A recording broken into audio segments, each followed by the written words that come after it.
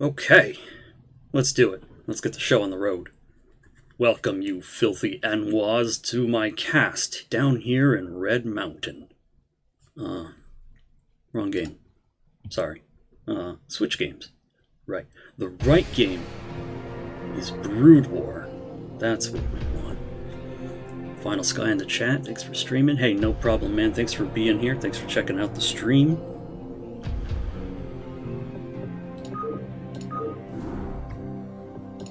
Alright, let me just get set up real quick here.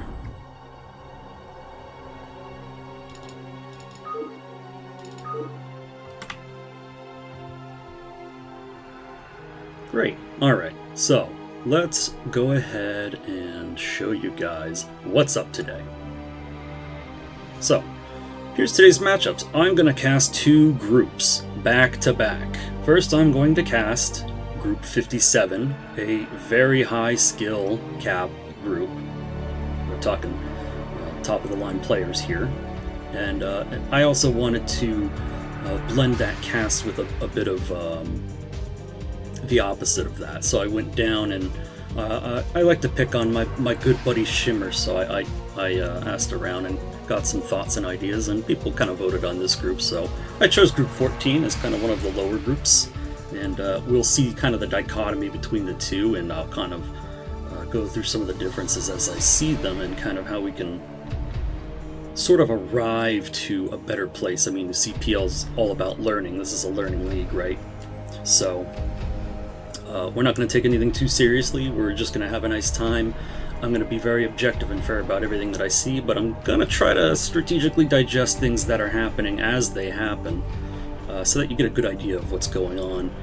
And that's mostly to support the newer players, like the new Tier 3s that are coming in, because I know we do have quite a few of them, so let's work together and help them out, yeah? Alright, take a quick drink of water here.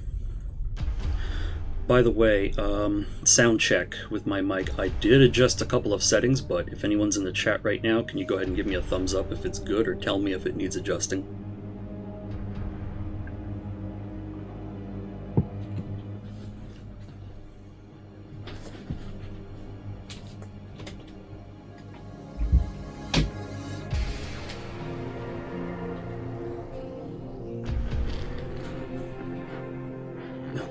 Sounds good. It's quite good.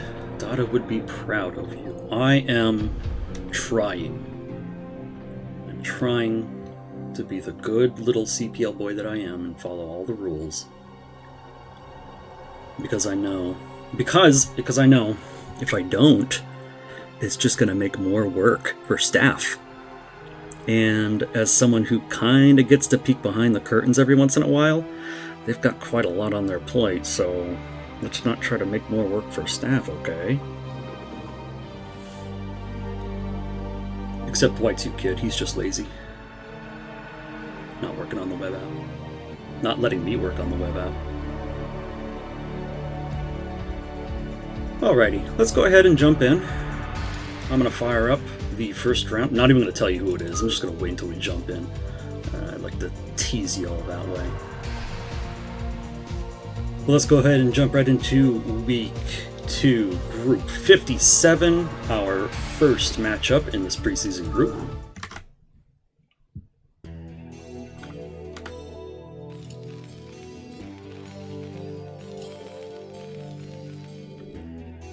Give it a sec. There it is.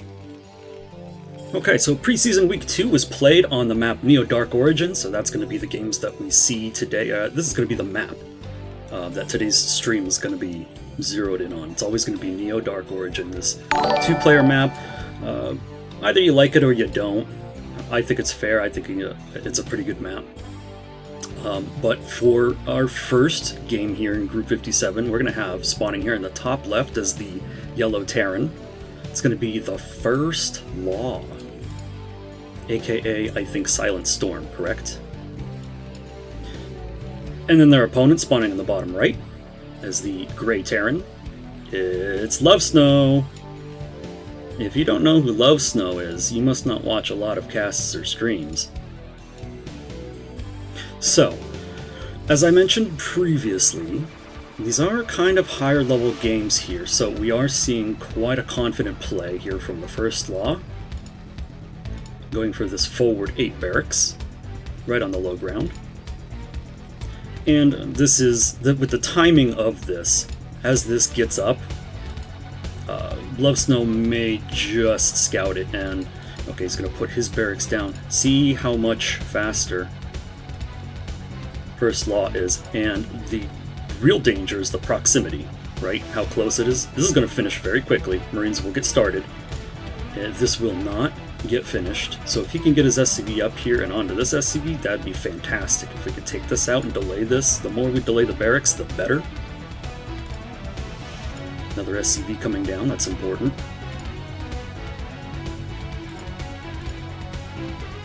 Gas for Lovesnow. And again, we're playing with the information that we have. Right? And so if you're Lovesnow here, you're thinking you're probably gonna you're playing a regular TVT right now. Until this happens.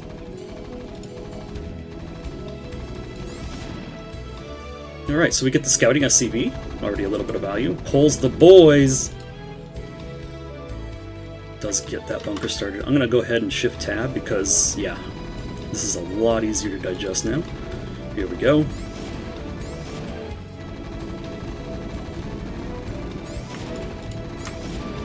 So what we're seeing here is effective Marine micro. If you don't micro the Marines like this, they are not nearly as effective. FirstLaw is doing a great job keeping this one Marine here alive. Absolutely stellar job right there. That micro was fantastic.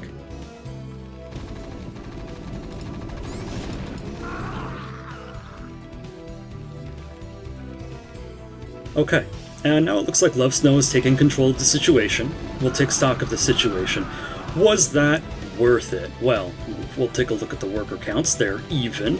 FirstLaw is a little ahead. We have a factory for Lovesnow here, about 40%. And we're just now starting a factory here for the FirstLaw. So, I mean, I would say with this earlier factory, this puts Lovesnow in a bit of a confident position here, catching these Marines as well. We're forced to lift. The barracks will not be able to produce. Lovesnow recognizes that, lifts his own barracks, wants to get scouting information with this.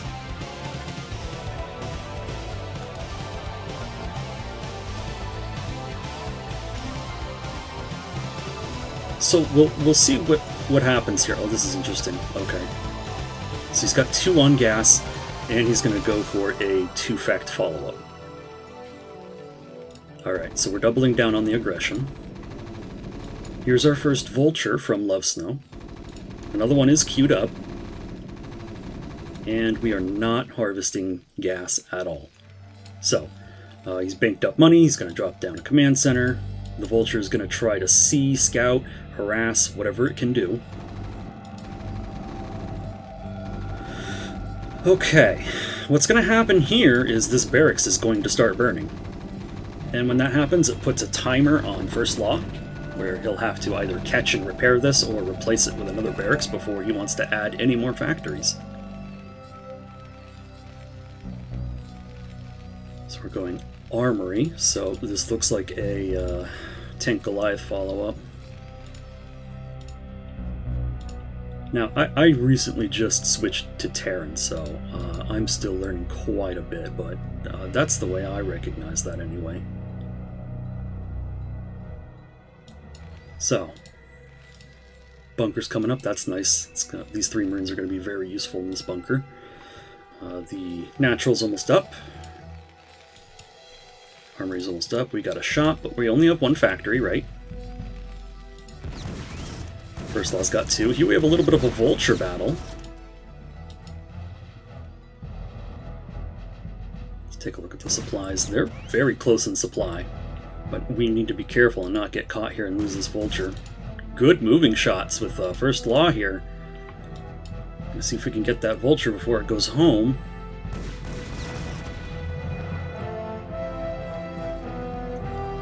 So I think what happened there was he turned the vulture to save the Marines, to get the Marines into the bunker. That's how I read that, because it's obvious what happened there. Like, he turned around with that vulture, right? I think the 3 Marines in the bunker have a high enough DPS to make that a real threat. So I think that's a pretty logical call.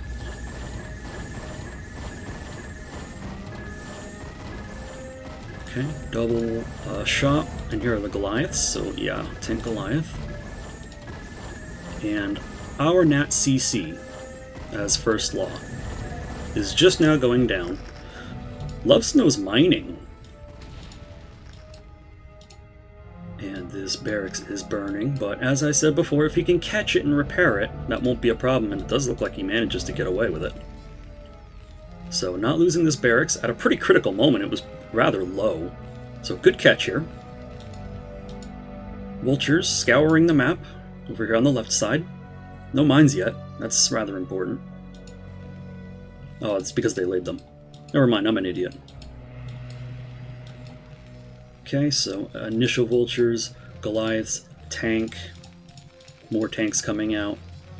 Yeah, so what this is, when you go tank Goliath, it's basically like a sort of soft counter, I guess, to vulture play. Like if they go 3-fac vulture. Like they won't be able to come and kill you. You could just out-muscle them. Right? And then you build up, you get an academy, you scan their mines, destroy it out, go out, expand, do what you need to do.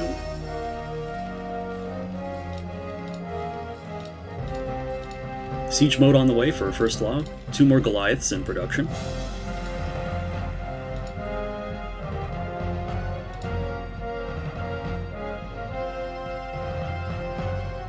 So, here's the key, here's the thing, here's the focal point of Neo-Dark Origin. It's the center. Crossing bridges is very difficult. Going up a ramp can be difficult. Being choked up can be tough to get out of. So controlling the center on this map is really strong. Especially if you have control of the center and the bridges. So I like this play from FirstLaw here. This is establishing a real strong boundary, lots of map control, and also for Terran players, note the floating barracks here. This is pretty important, and this is also going to give FirstLaw quite an edge over Lovesnow unless Lovesnow counters with his own floating building. And the reason is pretty simple. For anyone that doesn't know, siege tanks can shoot farther than they can see. So, if you have a spotter for your siege tank, wraiths can be used as spotters, floating barracks can be used as spotters, scan can be used as a spot, then you can gain that extra range. You gain access to it because you gain vision with the floating building. So, this gives them a little bit of extra range on the tanks, which is nice. And then we see up here, also laying mines up on this back path, so really trying to restrict control of where Lovesnow can place his tanks and any other mech units that don't float. I mean, the only mech unit that floats is the Vulture, so tanks and Goliaths. Alright, I'm still kind of waking up. I didn't wake up today. It's like noon where I'm at, and I'm still not awake. I don't know what's going on. I didn't have enough coffee.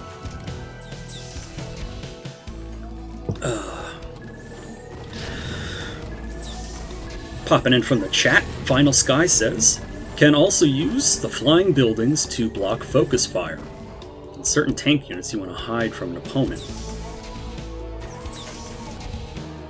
Yeah, that's that's really smart and cheeky, actually, but he's right, yeah. You can place a floating building over top of something, like a siege tank or a turret, and oftentimes the building sprite just completely overlaps the unit sprite, so you can't click on the unit, so enemies can't directly click on your unit. And in some situations, that can be very strong. Here's a little hint for Zerg players. You can do that in ZVZ with an Overlord at your mineral patch, and then you can get all the drones over to underneath the Overlord so they can't be targeted. So here we did see a nice little bust with vultures. Mine's popped a tank. I'm going to turn Lovesnow's vision back on because I want to see what he's up to now. We've gone up to 5 factories. We'll also take stock of where FirstLaw is at. We're going up to 4, but remember, we've had 2 shops for quite a lot longer. Goliath range kicked in. +1 mech weapons for Lovesnow's completed. +1 armor's on the way. +1 weapons is on the way for FirstLaw.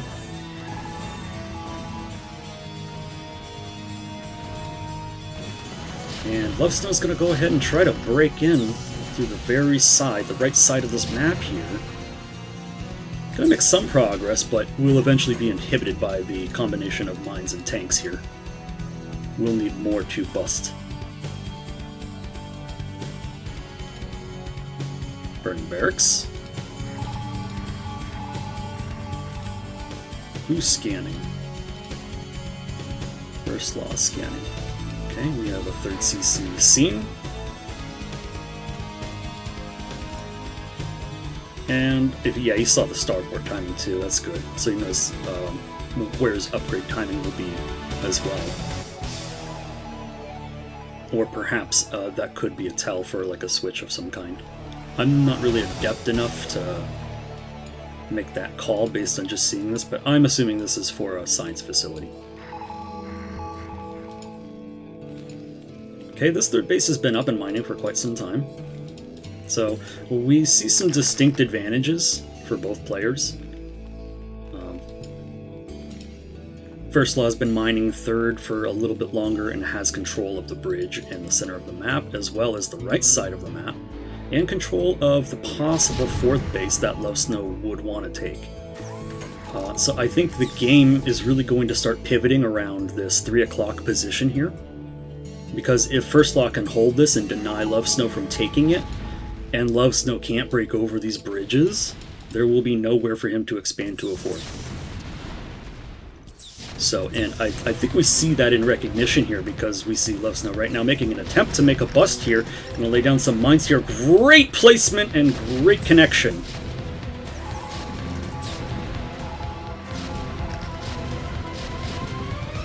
And it's going to be close, but it looks like FirstLaw will still be able to just barely clutch on to the end of this little platform here. Not giving Lovesnow an inch. Gotta be careful there. Alright, so eBay, double floating racks is going to the same location. Gotta be careful, there's not much here. There's only 2 tanks, and they're both very injured. We could seize control of this. Reinforcements on the way. The timing of this is going to be critical. I think once these forces get here, it's just going to be too tough to break without taking, you know, major losses.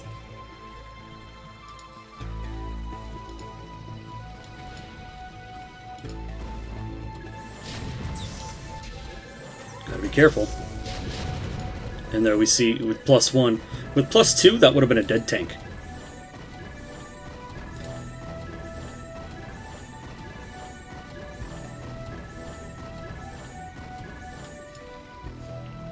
And we've kind of reached a point where, in the Terran versus Terran matchup, we can sort of reach stalemate-like positions. I'm not saying this is a stalemate right now, there's still plenty of play. And we're going to see a play right here from Lovesnow to try to take control of this base. Here we go, round 2, can he get it?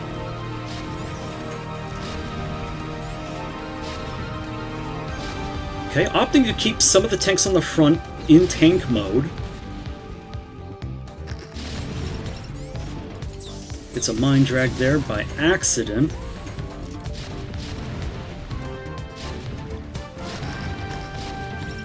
And good mine laying by FirstLaw. Getting some good tank picks, but again, just steady stream of reinforcements from Lovesnow is making this very, very difficult to defend if you're FirstLaw. So it would have been nice to hold this, because then we just kind of stranglehold. We put that stranglehold on Lovesnow and we just squeeze the life out of him. You fight a war of attrition. But it looks like he's going to gain control of this base. FirstLaw not ready to give it up though, sending more tanks forward. We are starting to have the tanks on the low ground, though, which is going to start really changing the dynamic of these fights. I see you.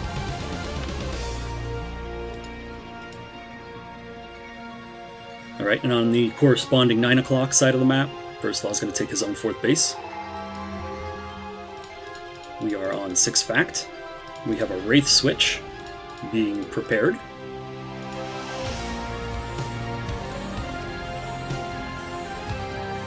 And it's kind of astounding, really, when you look at it, because like there's so many tanks here for FirstLaw, so many tanks here, and he's just got so many gas units. Like every Wraith could have been a tank, and that's the real power of having like the earlier 3rd base mining with an earlier fast gas.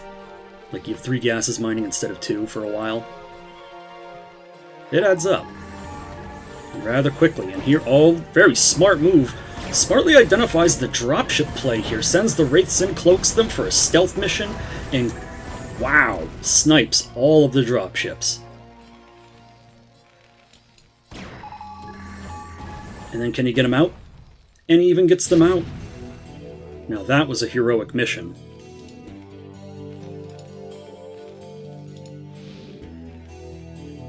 Alright, we're closing in on kind of an important moment here where +2 is about to kick in for Lovesnow. And FirstLaw, I think, has a pretty good answer for that right now. Picking off a couple of tanks, you know, dooming all of those dropships so that there's no mobility. Right? There's no mobility. This is how you get movement endgame for a Terran army in this matchup. Terran versus Terran. You want to be able to move your army quickly. You do that with dropships. So by sabotaging that operation, we're forcing Lovesnow to fight on the ground. We're forcing him to use ground routes. And since we have seized control of all the ground routes, you know, we're doing a fantastic job here as FirstLaw. Continuous rate production, so we're not giving up on that. His own +2 about to kick in.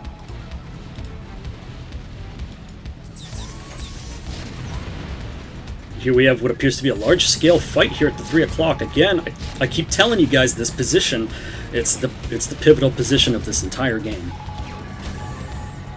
And these two are going to continue wrestling over it until someone just gives in.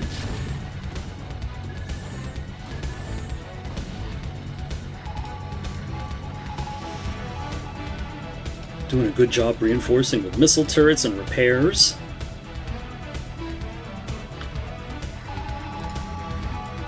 Fourth base mining, gas online. 5th base online, not operational yet. Here they come. Mined this out just in time. We're going to be moving out with the rest of the army. And if we're moving towards the center here, we could be reinforcing to try and breach this bridge. Not now, obviously. He could take one scan or take a look at this eBay here and see. There's a ton of units here. You don't really want to approach this right now. But they're in position. And it looks like we've got ourselves a siege fight. Okay, I'm going to pick up on Lovesnow's tanks here. Keep track of the fight. Wow, everything is just exploding so fast. The +2 is kicked in for both sides, and you just see how fast sieged tanks kill each other. A 2-shot break point instead of 3 shots is huge. And yeah, we're just not able to make progress here across these bridges. This will be nigh impossible to break. The good news for Lovesnow is we have secured the high ground here. We just need to kick him out.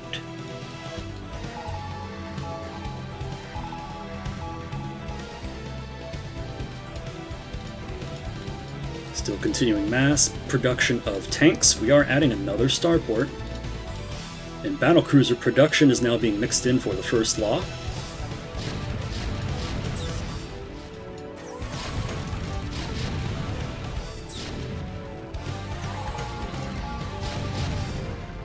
Alright, so here's the problem. If you're Lovesnow, the main's mined out. The Nat, yeah, this is gone. Look, it's gone. There's nothing left here. So we have one mining base.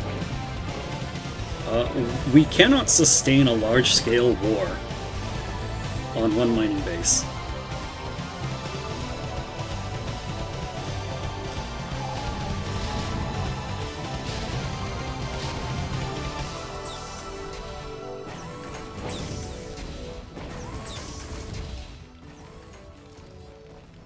And FirstLaw is essentially closing his grasp on Lovesnow's neck.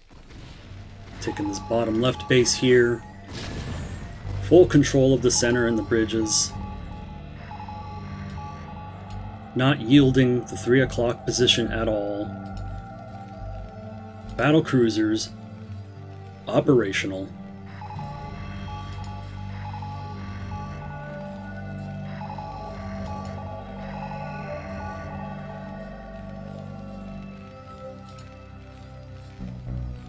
We're running out of solutions and we're running out of time.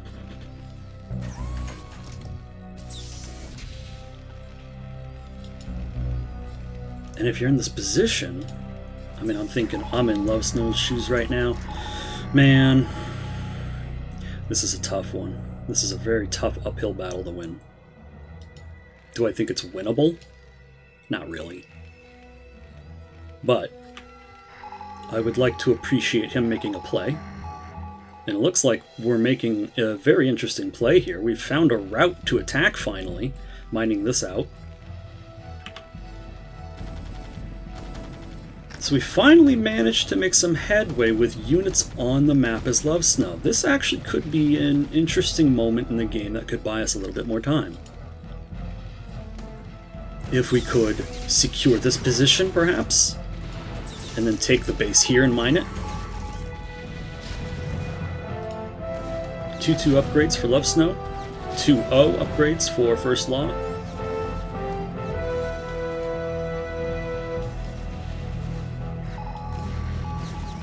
And yeah, FirstLaw's going to lose his base, so the scales tip back slightly, and Lovesnow tips slightly at him, but not in his favor. And we still have an entire mountain of siege tanks to climb.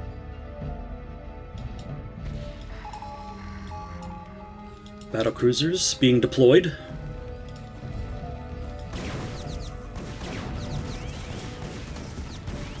Good, we get the CC.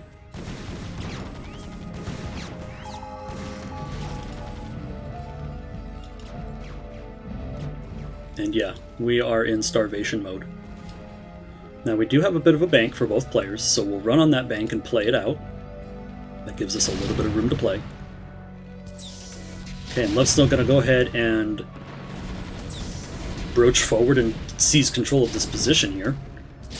And we have control of the high ground, so I think this is a good call. But also, yes, that opens up an avenue to attack the north. We can send these tanks right up and start bombarding these workers. And if FirstLaw loses 2 bases, and Lovesnow manages to... Oh, we can't lose this. If he manages to secure this, and we knock FirstLaw off 2 more bases, I think we've got ourselves a game.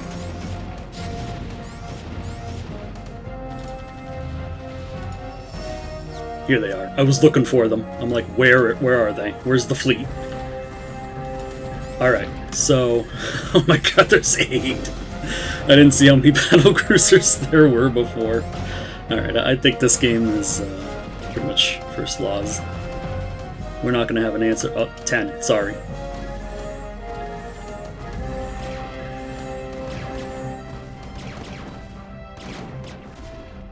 Oh, so... Alright, well, props to Lovesnow for quickly establishing the space. That was fast. 3-2 upgrades for Lovesnow's mech. Still 2-0 for FirstLaw, but again, we see where his money has been going. And just how effective that's going to be.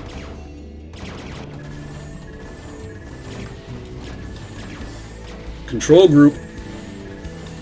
Yahtzee.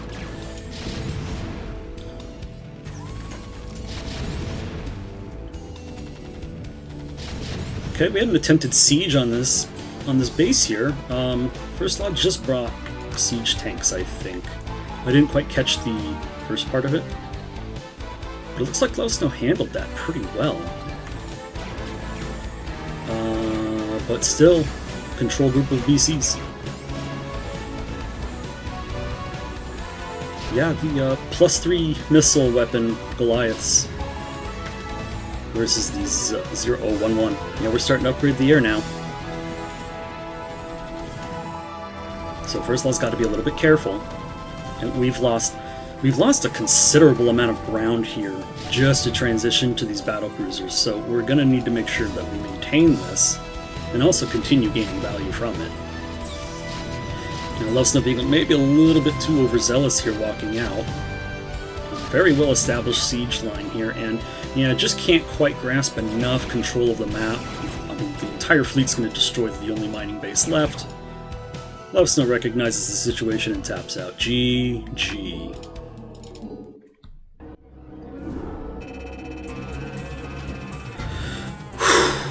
Wow, alright. First game, 27 minutes. 27-minute TVT. Now that that's out of the way, here's your scoreboard.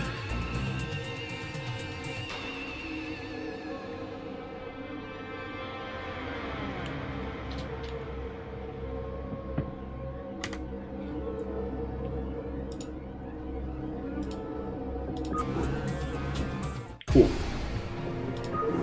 Let's dig into the bag of Group 57.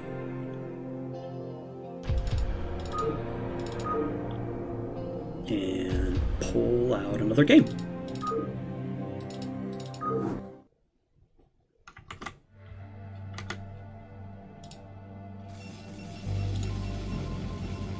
Let's go. Again, all day. It's going to be Neo-Dark Origin. Spawning in the top left as the red Protoss. I'm going to keep it shift-tab like this. Red versus blue is very nice. So spawning as the red Protoss, it is ranged. And in the bottom right as the blue Terran, it's going to be the return of Lovesnow with a BSL jersey on.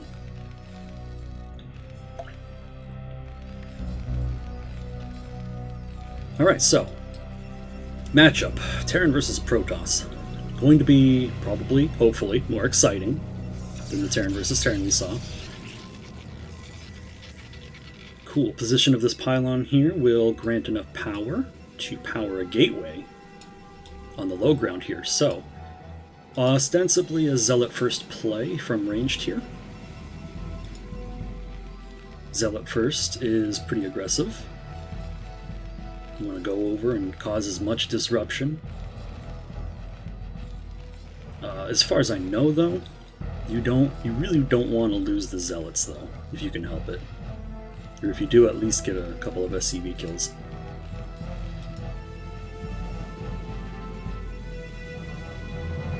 Okay, so this could be for the future, but it is now apparent to me that this will be a 12 Nexus. So next first. Take the gas. And also checking for cheekiness, gotta respect it. And 12 Nexus.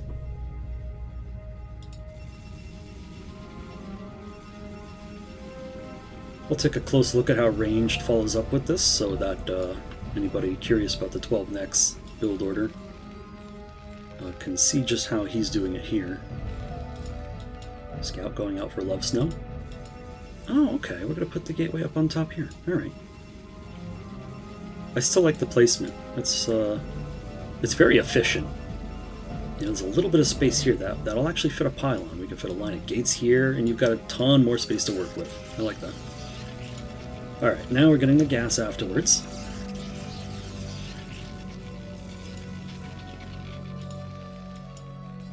We're in here, and by now Lovesnow knows what's up. You know, you can see the Next down and the timing on it. It's quite obvious that it was Nexus first. Marine out on the map. Intercepts this probe. Factory on the way. More Marines being produced.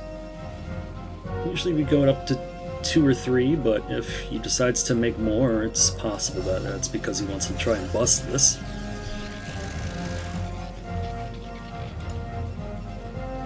Forge. Gateway Forge. Interesting. Alright. And so what we're seeing here is when Lovesnow identified that this was Nexus first, he just said, okay, I'm going to send my Marine across the map and I'm going to harass. And he got a probe, right? So, value's value. And if we're not really taking any damage for it or losing units ourselves, then it's worth it.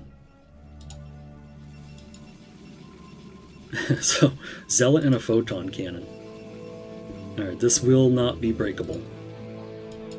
But we have Marines on the way. 5th Marine here. We're still producing Marines. We're getting a shop and a second factory. So Lovesnow's decided to pull the trigger on the aggressive option. But I just don't know.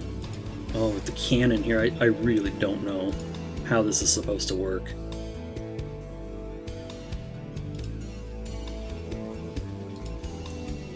Here's our core on the way. Still just on 1 gateway, by the way. Also checking for cheekiness. And making cheekiness of zone.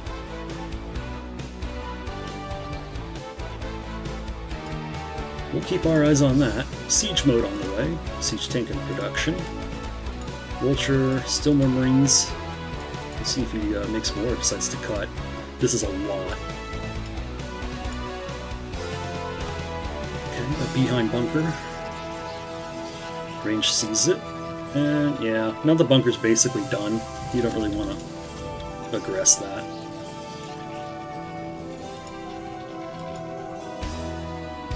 Rubbo. Gateway. Oh, he's gonna. Yeah. All right. Maybe. I think I understand. Citadel. All right. All right. I see. This guy's a big brain player. Now that's interesting. Are we gonna take this? We might as well, right? We could cannon this up right now.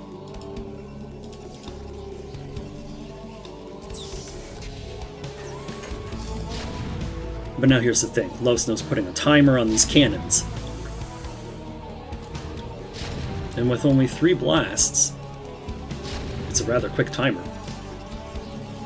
So we're going to push in here as Lovesnow, slowly encroaching in on the Protoss' territory.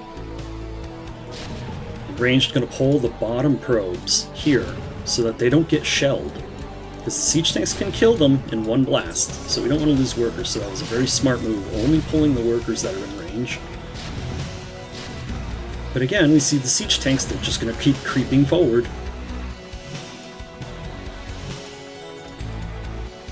Dark Templar in production on the back route. And this probe, oh, that's so smart! He's going to mine this out by continuously trading the minerals for gas! So he doesn't have to return with this probe. Alright.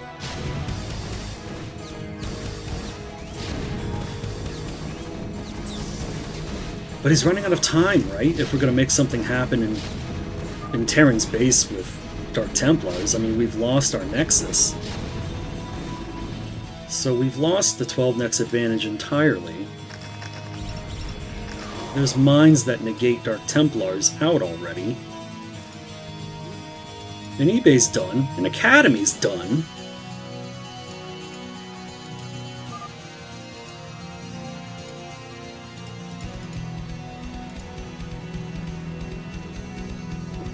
Yes, Dada, I can type /DVD. Thank you. Good call. So yeah, now that we're adding turrets here, we'll be adding anti-shuttle and detection to this mix. And this is going to be a pain to get out of. Eventually Ranged will clear it though. I need to speed up, I'm slow. But still catching some of the action.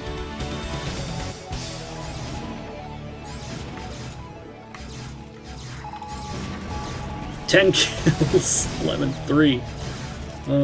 3 Dark Templars. This actually might be too much.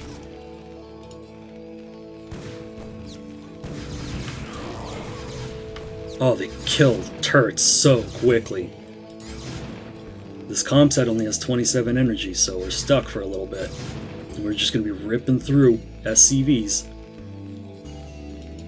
Okay, deciding to pull back here. Scouter Marine is going to see what the front looks like up top this ramp.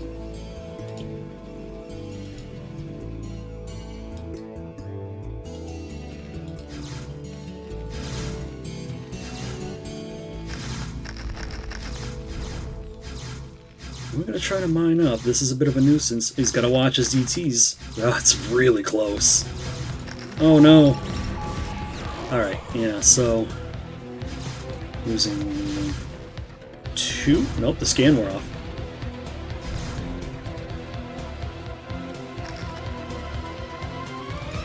What a play.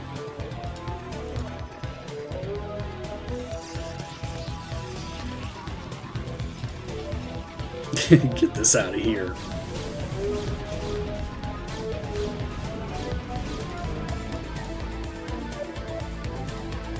See, this is funny. He's going to scout this.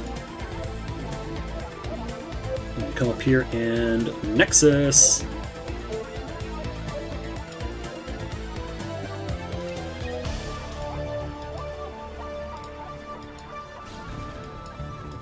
Alright, so where do we navigate from here? How do we get out of this game?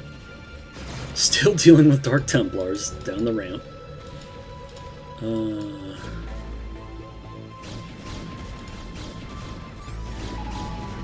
Get this barracks out of here. He leaves the burn. And we're gonna go ahead and give it a push. So range pulling the trigger, gonna send his units out, and we pull the units out and then attack so that they get more surface area. So I think that was good, but we took quite a lot of damage just getting there. And we managed to clear the tanks and the mines. I just don't think we have the units really...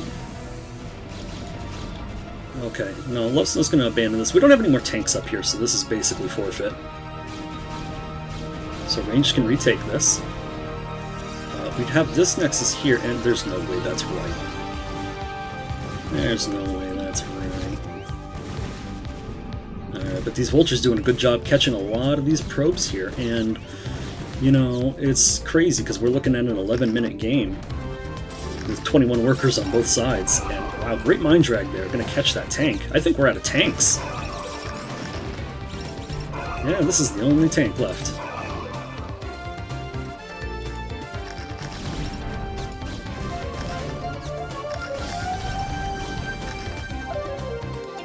Not quite.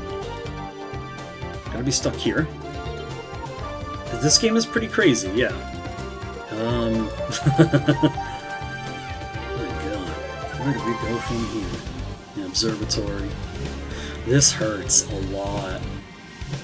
The reason why is because range is only on 1 gas.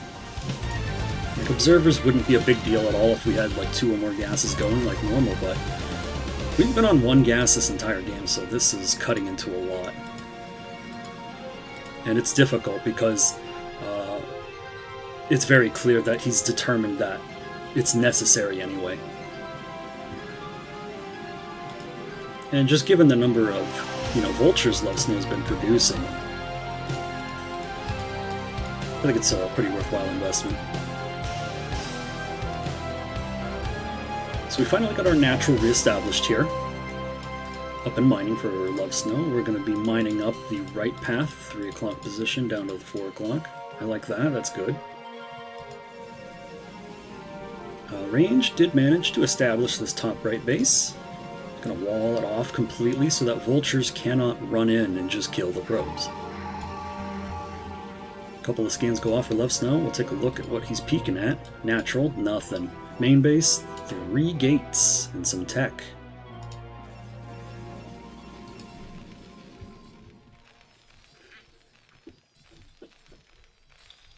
I mean, if I'm Terran and I scan that, I'm thinking either there's a base out there somewhere or there's tech I'm not seeing. But then again, you know, it's been a very scrappy game. You have to make a lot of economic considerations, like how much slower this game is economically compared to a normal game, because of the scrappiness and the attention that the players have had to put on their micromanagement.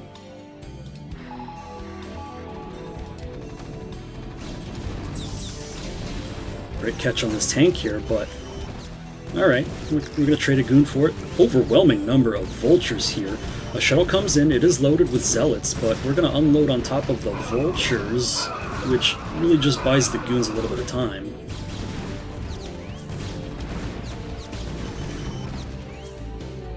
And losing these forces here, if you're ranged, this is kind of a big deal.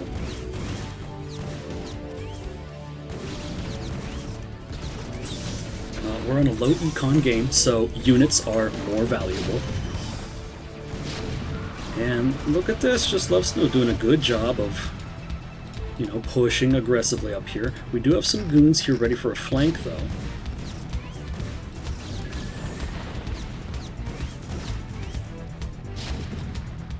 Don't want to be careful to move in before we're ready. More goons coming in. I'm getting scared for Lovesnow. The same holds true for him. These units are valuable. We can't really afford to lose them. The scrappier this game gets, the more valuable each and every unit is. Uh-oh. Oh, are we gonna mind drag? Gotta be careful. We're gonna lose a tank. That's for sure. High value DT. Okay.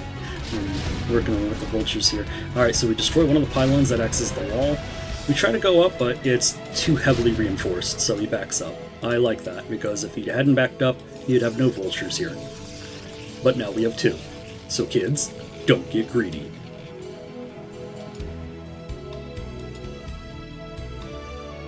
Alright, we have a little bit of control of this high ground here, but oh, look at the number of goons. And we have a shuttle with more zealots. We're going to approach this position. Good job focusing the tanks.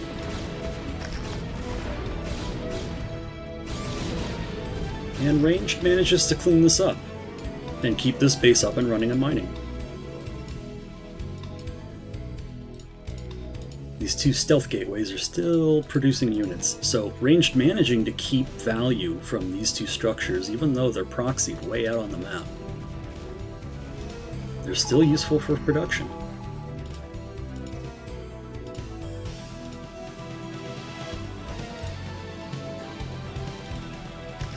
Alright, so from here, it looks like things are getting pretty cozy for Protoss, right? I mean, we're on 3 bases now, mining. We have a sizable ground army and control of the center of the map.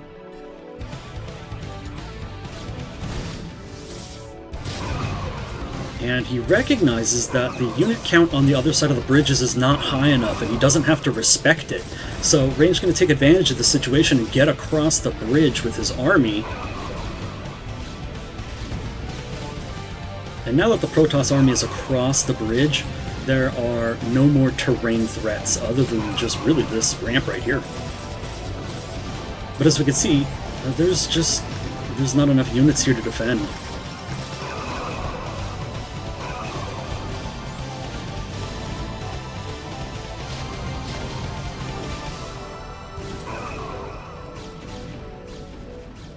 So this is good. He came in, he got a bunch of value, did not lose dragoons, and backed up once it was, you know, once you're no longer able to get value. You know, I think one of the big mistakes that early players make in their early careers as Brood War players is when they decide to attack or execute some sort of attack, they just commit to it. And that's not always the right call. In fact, sometimes it's the wrong call. It takes a complex understanding of how units interact together, what units have what range, damage types. But like if you have 12 Dragoons on the low ground and you're going to try to fight 3 siege tanks on the high ground, can you beat them? Maybe. But is it going to be worth it? Probably not. Unless the strategic value of holding that location was really that high.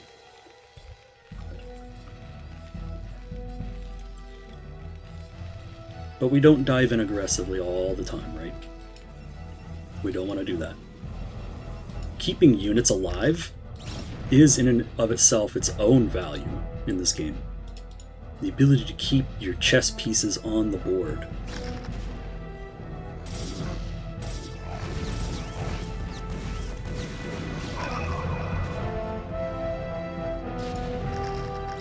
So I don't think there's really a lot of play left here. Oh jeez.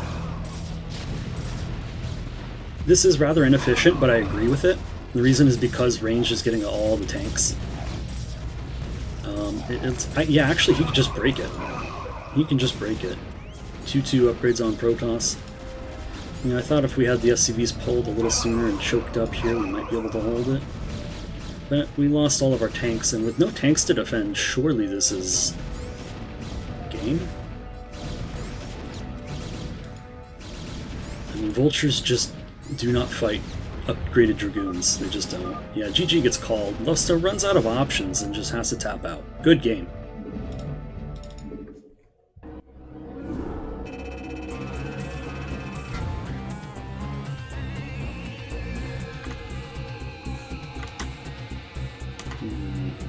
Good game.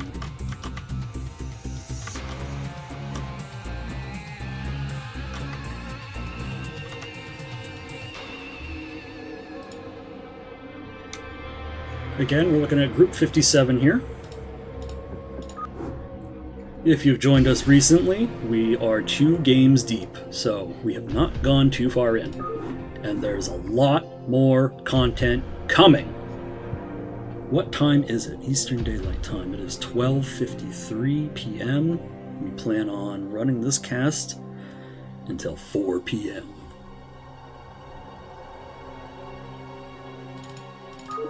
So I'm going to need that big caster energy.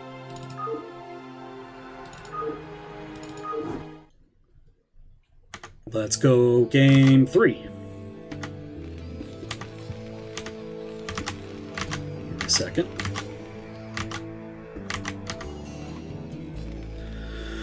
Oh, I hate this computer's overlay sometimes.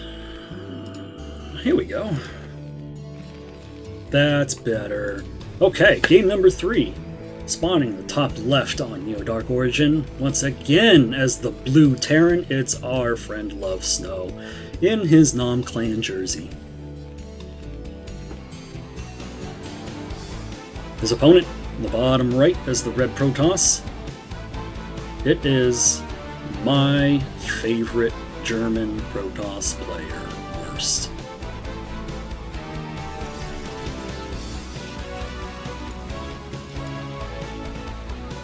The battle between these two should be fierce.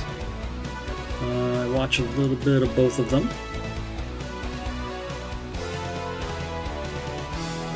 No solid opinions on who might be favored.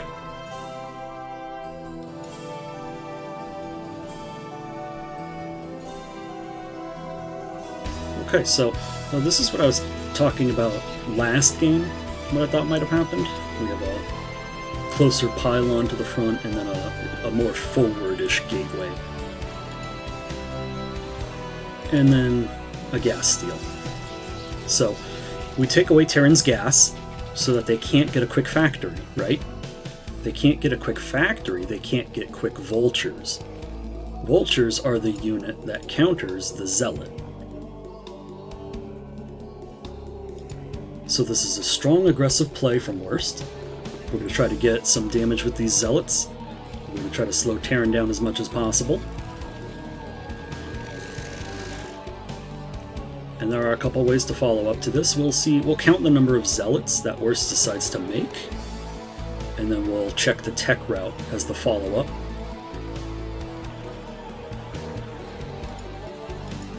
So here we have Lovesnow's SCV, scouts the forward gateway, so yeah, you're gonna know that Zealot's gonna come out and it's gonna be on the way. A little bit of a fight here. Worker combat. Get him! Get him! Ah! We missed our chance. Alright, and so whatever Marines pop out of here will help taking the gas down. We're going to try to put a bunker down here because Lovesnow wants to expand early. The problem with this is that the Zealots are pretty quick, so...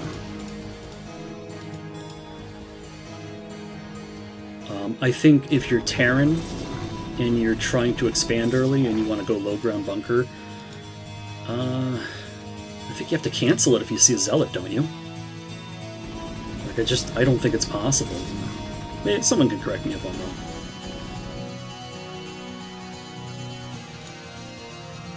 wrong. I don't know everything.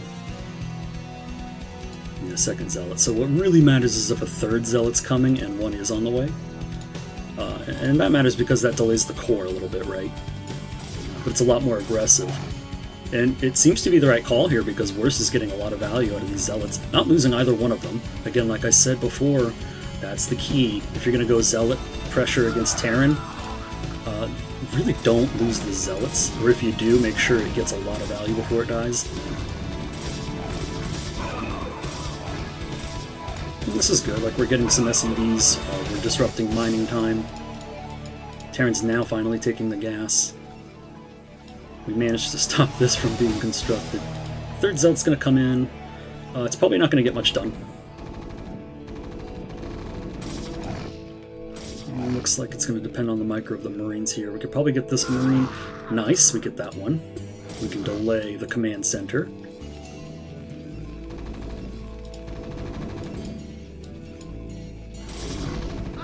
Oh, and the probe gets a kill. That was awesome. Yeah, usually when you do early Zealot play, I think it's almost always worth it to bring a probe with you, right? Because the extra DPS from the probe it really makes a big difference. And yeah, look, another Zealot. We're so confident in the amount of value that we're getting from just pumping out Zealots and sending them at our enemy, we just keep making them. Why? Because it keeps working. Look at this. We're pulling SCVs, we're continuing to build more Marines, our factory hasn't even started. The issue with this that new players would want to consider, though, is that this is an extremely micro and attention-starved style. You will be playing as fast as you can and thinking as quickly as possible.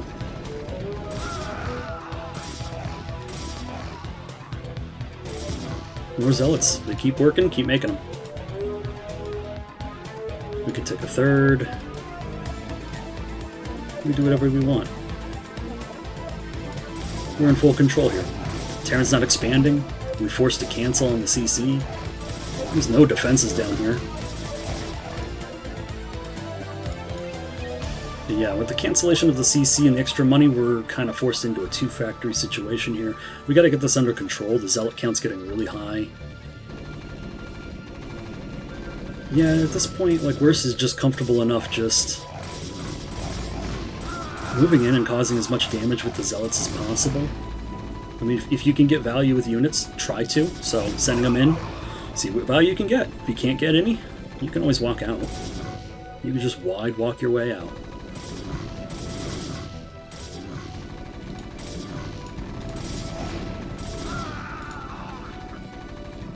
Ooh, an unfortunate lift there on that factory.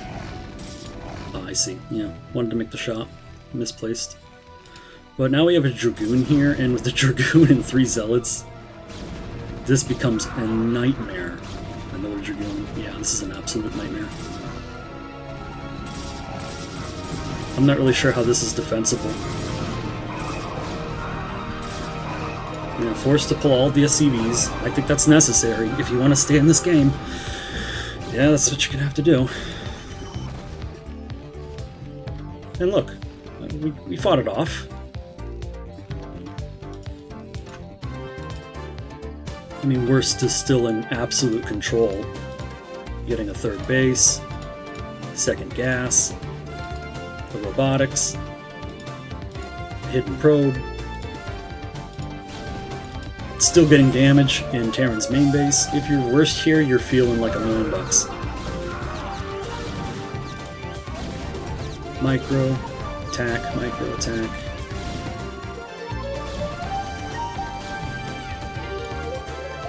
See if we can get some damage on this tank or even pick it off. 4 more shots, 2 more.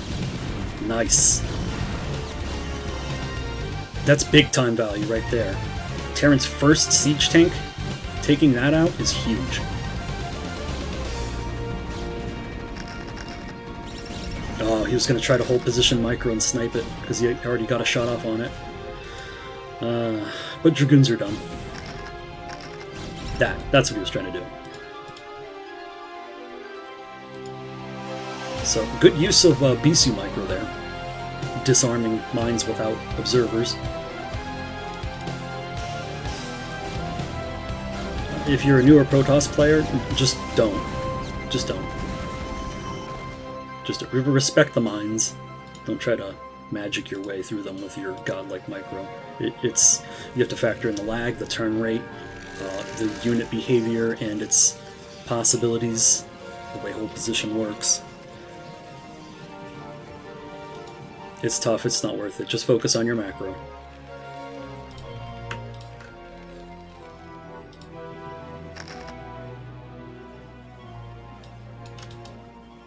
And yeah, we're going to continue to pump Dragoons.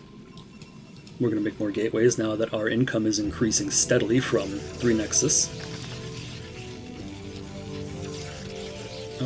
Worst has gone Shuttle Bay because a faster Reaver means more aggression and more damage. And Terran's already bruised and battered, right? And we've had vision, basically of the base the whole time. We know that there's not an engineering bay. So there's nothing to stop the shuttle. And a little bit of a desperation here. Lovesnow's going to go ahead and try to come down the ramp at the 3 o'clock here to take out the third base of Worst, but the Dragoons backing up and microing, doing a good job, but we're still getting caught by siege shells and mines. Gotta be careful here. Meanwhile, on the other side of the map, Reaver gets caught by a mine, but not before letting off a blast. 2 blasts, 2 scarabs. Picking up a good number of kills on this Reaver. Can't see the kill count. Lots of blood here. A battle on 2 fronts. Terran's still sieging this third base here. SCV's brought for repairing. Brilliant. And Worst is forced to pull the probes for safety. Lovesnow's got his SCVs back mining now. 2-fact in production. We are, yes, we are extremely all in from here. But, I mean, the economy for Worst had already kicked in. We had built the gateways, he's got the money. We can really just outproduce, build as many goons as we need, outmuscle Terran, and win the game. GG, it gets called. Good game.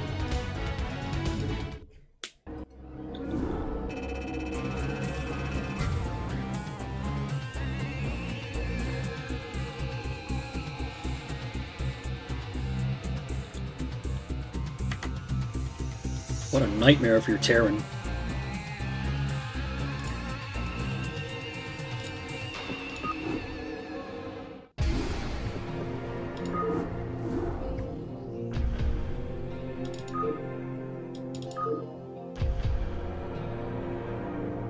Okay, we're going to shift the players around a little bit, dig into this bag of games, pull out the 4th game in the list, fire this up,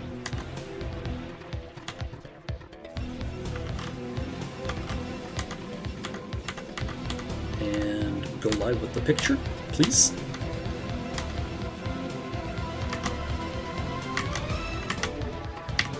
Why is this so difficult? Come on.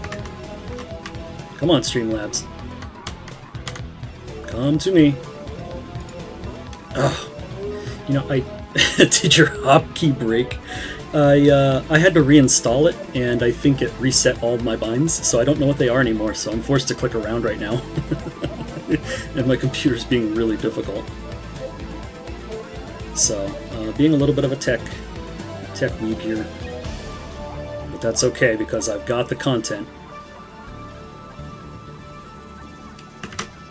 These guys played in... Are you kidding me? They didn't play on top versus bottom, so now you have your choice between yellow versus yellow and gray versus slightly less gray. What would you guys like? Take your pick.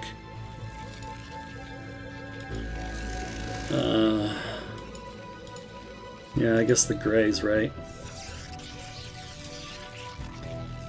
Okay, so, going back to our players, both players that we've already seen today, it's going to be ranged, in the top left here, and the FirstLaw, in the bottom right.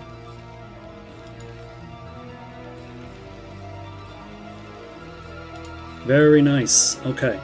So what happened here is, I think FirstLaw cut an SCV to be able to afford an 11 refinery and get here and build that quicker than the probe can steal it. So we did cut an SCV for that, I do believe. Zealot in production, proxied.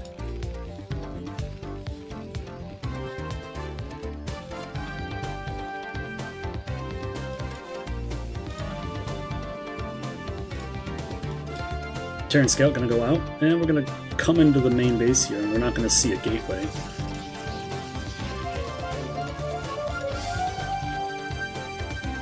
But I mean, at the same time, we're also going to see a Zealot walking into our base.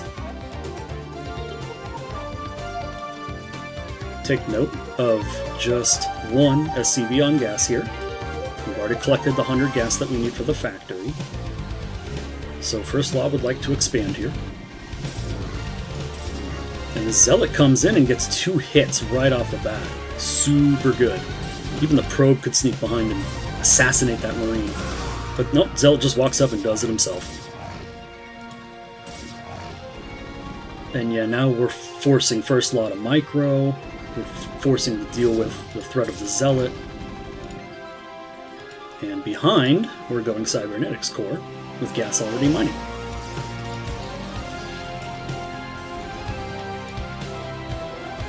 We need this factory to finish. That's pertinent to the situation. We need to get the Vulture started, like, immediately. Like, immediately. Like, as soon as you have the money for it.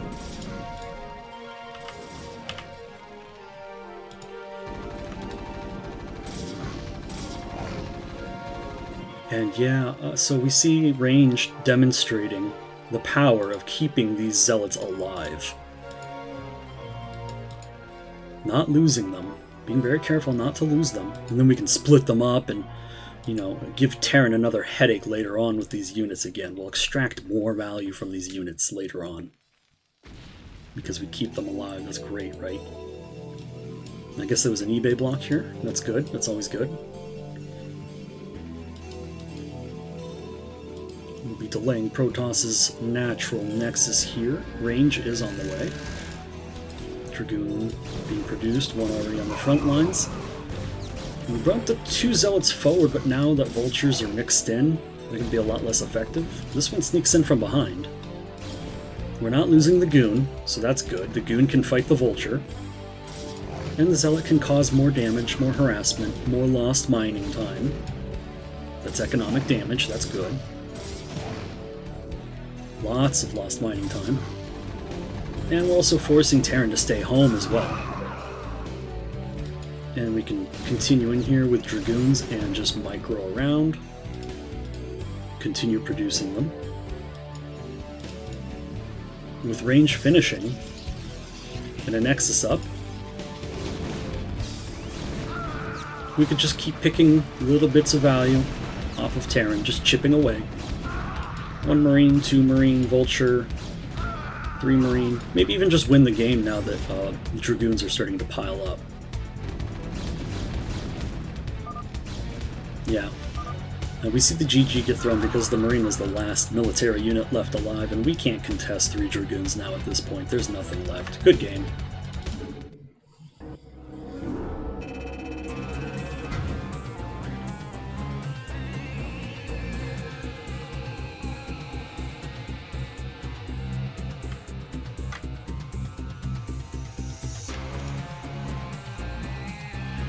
From the chat, picking you out.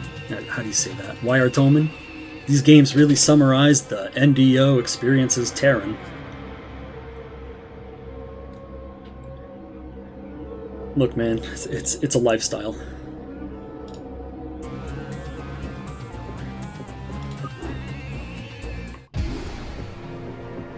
You play Terran because it's fun and glorious, not because it's easy.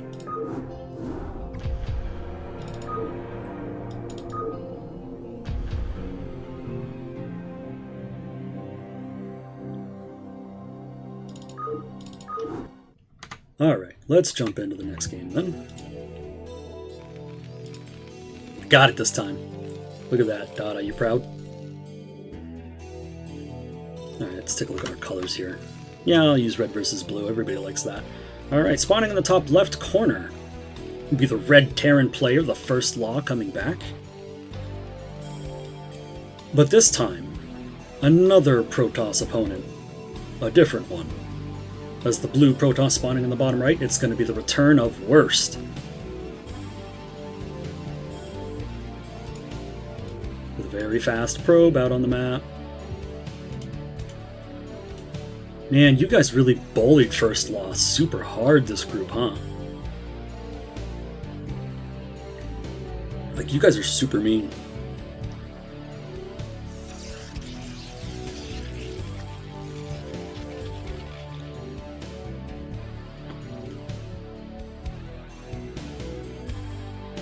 So we're putting it right in front. The gateway's going to go right here. Okay, traditional depot placement here. Racks here. Gives us nice micro holes for our Marines. Standard opening. There's that gateway. And the probe for the gas steel.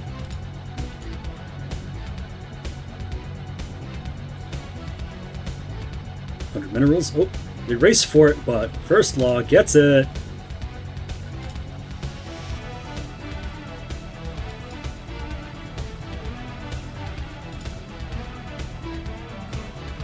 Yeah, and a little bit of worker harass.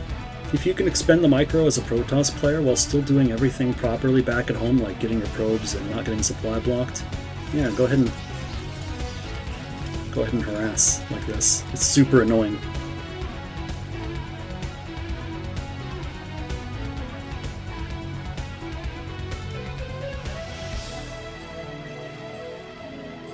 Yeah, I'm not really sure how much this blocks. It doesn't look like this pylon is really changing the dynamic of how these CVs mine. Let's just throw down another pylon. Let's make it worse. Our first zealot is out, and we're going to walk up. We're losing a little bit of mining time here, pulling the SCVs. We do get the factory down, but the zealot is here.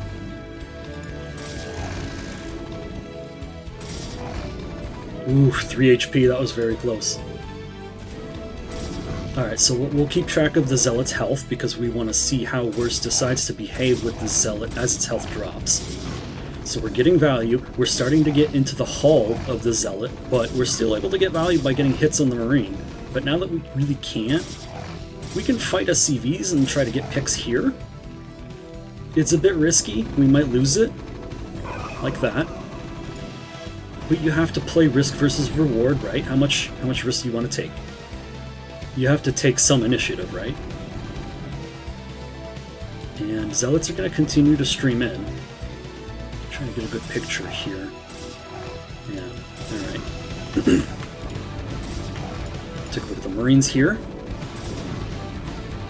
And yeah, now 2 Zealots working together. Oh, 2 picks off of Marines real fast. That halves Terran's current DPS. Another Marine pops out, that's going to help significantly, but the Zealots get right on it right away. Accidentally hit the CC, but do manage to get that Marine. And now that a vulture's out, this shouldn't be a problem anymore. Yeah, gonna go ahead and get the machine shop. Zelt's gonna move topside. See if we can snag another SCV or two. I don't think we're gonna be able to get it. Oh, we do! Wow, worse, very nice. Picking one of those SCVs out of the crowd and killing it. Securing additional value. FirstLaw gonna come in here and scout. We're gonna find Gateway Spinning Core. So, and yeah, with the gateway warping in here and no other gateway, it's pretty obvious to us now that it's a proxy out on the map, or, you know, you had to go past it to see it. So that's 2 gateways, not 1. We gotta remember this is still capable of producing, and he is producing with it, thoroughly and continuously. So it's 2 gate goon with range. FirstLaw gonna walk out onto the map with the Marines and the vultures that he's got, but worst, the sniper finds a unit in the pack that's low. 𝐓𝐇𝐄, the player, gets called out for some reason. What is going on? 𝐓𝐇𝐄, what did you do? Alright, so, Terran sniped the pylon. That shuts this down. Now we're down to 1 gateway production.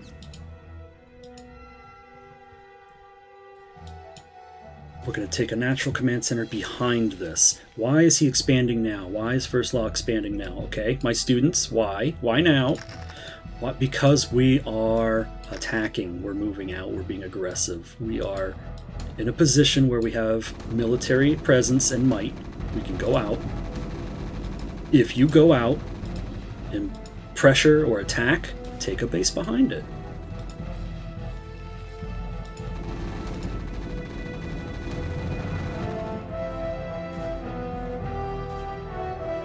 Ah, I see. Worst is in chat clarifying that for us. 𝐓𝐇𝐄 was actually watching this game. He was in the actual game and was lagging it a little bit. You can see a little bit of back and forth here to get the lag straightened out. Okay, alright. Yeah, I'm all caught up now. Everything makes sense. So, FirstLaw's going to push in here. We have the count. But it's really going to come down to micro here. All these Marines are injured. Worst doing a pretty damn good job of snagging all the Marines. Quickly killing that spider mine before it plants. That was really good. He could try to defuse this. It looks like he will. Or forget about it, actually. I think he didn't know that was there. There's no reason why he would have done that if he didn't know it was there. But yeah, losing 3 goons like that, yeah, that kills your game. And I mean, you know, games like this are played on such a knife's edge like that, that as soon as 3 goons pop from a mine you did not know was there, that's StarCraft.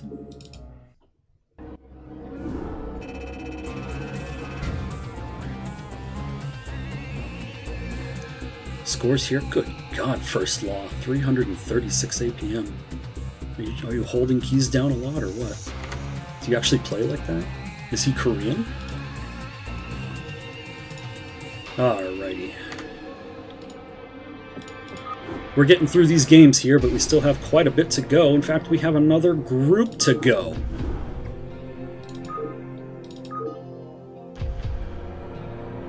Starting to close in on the end of Group 57 here.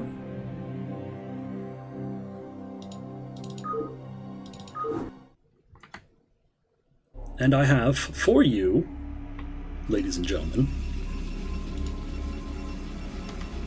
the last game of Group 57 from Week 2.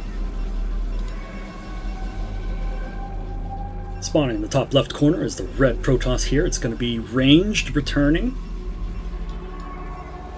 And in the bottom right corner is the blue Protoss. Worst. Our first PvP of the day. Our last game of the group. This is the matchup that I am the least knowledgeable on, so I'm really just going to be farting around. Hey, now sounds like a great time to use illicit drugs.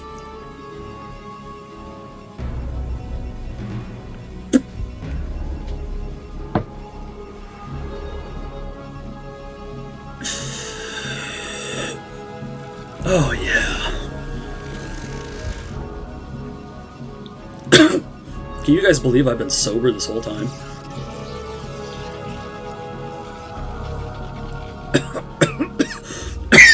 We're going to change that.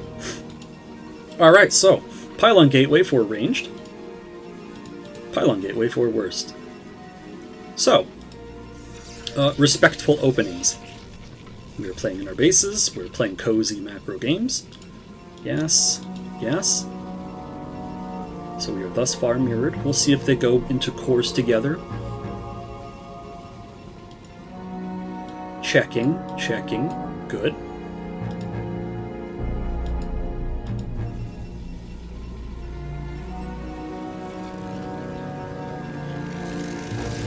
Cybernetics core for ranged, as well as worst. A little bit later on the gas mining for worst, though. Just by a small margin. Probes are going to come in here and see that they are looking at mirrors of each other. So these will be Dragoon-focused plays then. We are not getting any Zealot. Worst is going Zealot, so this might actually have been Zealot core, and then we might go for another Zealot after that, which is, I think, a pretty safe opening. So the core finishes. We'll see with this Pylon. But range, gonna go ahead and go straight for Dragoon. And yeah, that's I'm not sure whose Pylon that is. I'm assuming that's a Pylon block. That's a mana Pylon. Yeah, he cancels it. Okay.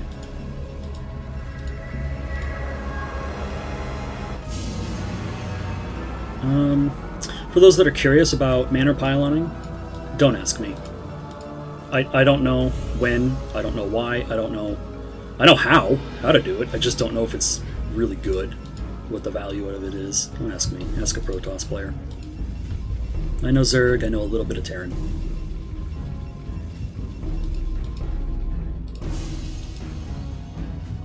Memnon, right out of the chat. Forte is sober? Not for long, buddy. Not for long.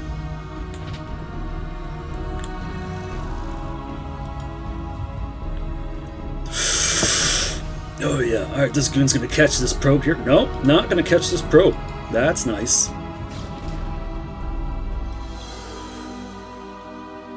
We poke the Zealot. So we're two goons, we're Robo, so we're Gate Robo with range for worst. And we are 2 Gateway range with a faster Robo. Hang on, I'm trying to make sense of this. Yeah, okay. Okay, 23 to 21. Second Gateway. Yeah, alright, so really all it is just ranged has a better position right now. A faster position, I should say. He does have control of the map, though. Not really important right now, but utilizing it to put a proxy pylon, or maybe perhaps a spotter pylon. This could be used to spot things, like potential shuttles that would go through. It also could be used as for proxy buildings. We've already seen that. Probe's not sticking around, though, so that leads me to believe it's just for spotting if anything flies or tries to come up this way to do anything cheeky on the back end.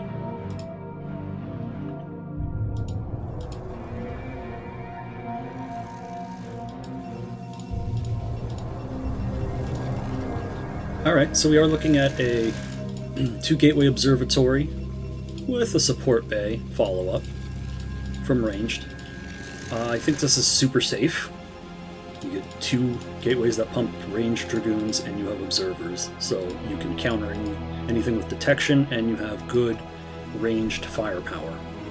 And we can see we're kind of doing the same thing. You know, we're getting Dragoons, and also same tech choice.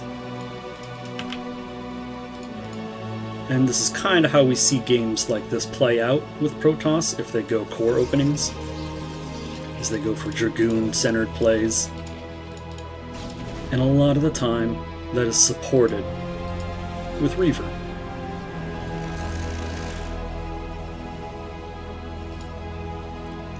And this is the only aspect about PvP that I really, really like, is the Goon Reaver battles.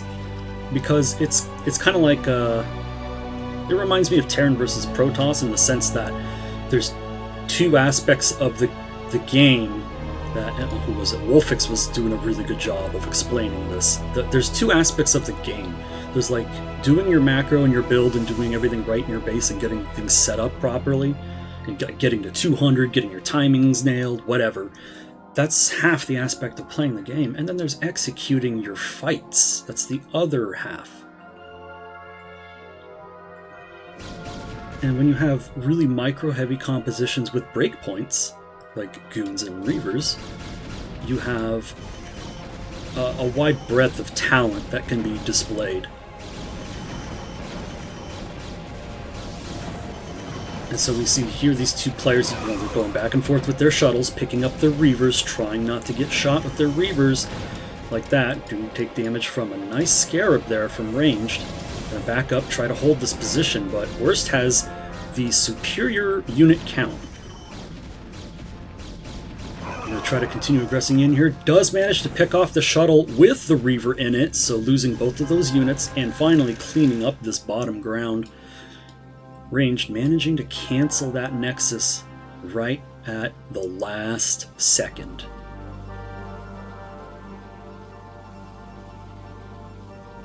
That was a beautiful cancel. Like, we saw the Nexus, and then, boom, refund. Nice. Alright, Worst's gonna go ahead and decide to try his luck out on the high ground here, seeing that there's no shuttle that Ranged can use to pick up his Reaver. So, we can abuse that by having our own shuttle and picking up our Reaver. We can kill his Reaver for free without losing ours. So, good job there, good micro, good decision making from Worst. Gonna go ahead and attempt to close this game out. Reaver a little bit far ahead, taking some damage, but is still alive, still getting value. Wow, the Scarabs are amazing. And once this Reaver goes down from range, we'll see the end of this game, and it'll close out with no units left from ranged. And that's what I'm talking about, like the micro aspect, like the way they fight. Oh my goodness, yeah, getting a bunch of probes, and range taps out. Good game.